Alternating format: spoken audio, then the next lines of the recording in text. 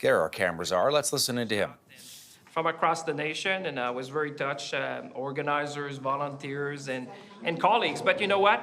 I decided to stay to fight for Canadians. And yesterday was a good example when you've seen with Amazon.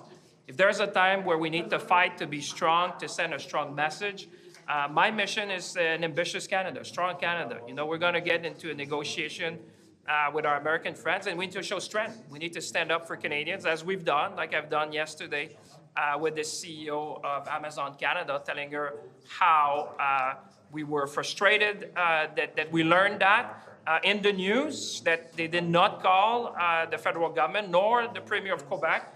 We're talking about 1,700 jobs in Canada, 7 sites, and I said, this is unacceptable. This is not the way to do business in Canada. And you know what? We need to have that kind of tone. This is a new world. When, as the Prime Minister said, when we're talking, the President Trump, when I was at the Capitol, talked about the golden age in America.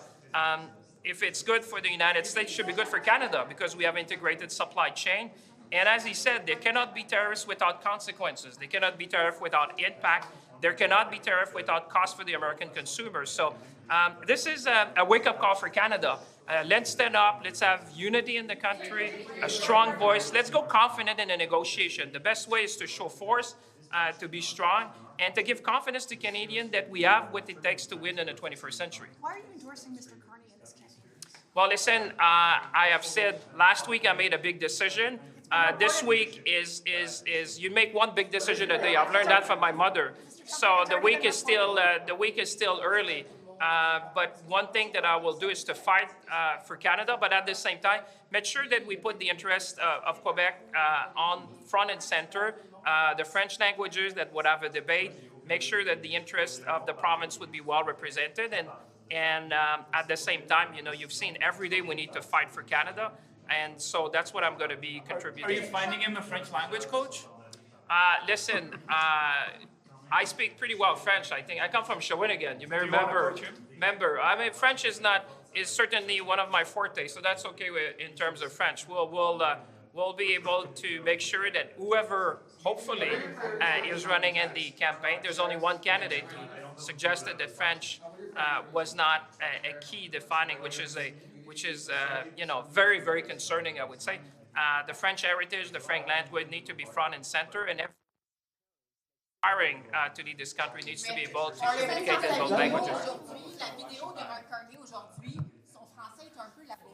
All right, so we're listening into François-Philippe Champagne. He is the industry minister. He was a man that some thought might jump into the race to replace Justin Trudeau, a strong Liberal from the province of Quebec. He has chosen not to do that.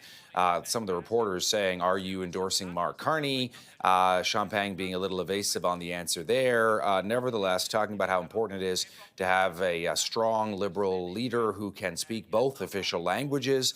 Before that, we were listening to the Prime Minister as well, Justin Trudeau, talking about the tariff threat by Donald Trump as he reaches the last weeks of his prime ministerialship, another 6-7 weeks or so before the Liberals choose a new leader.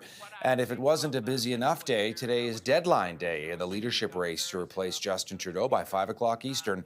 Anyone who wants to jump into that race and has the money to do so has to get in. And the party will choose a leader officially on March the 9th. All right, following it all for us here, and there is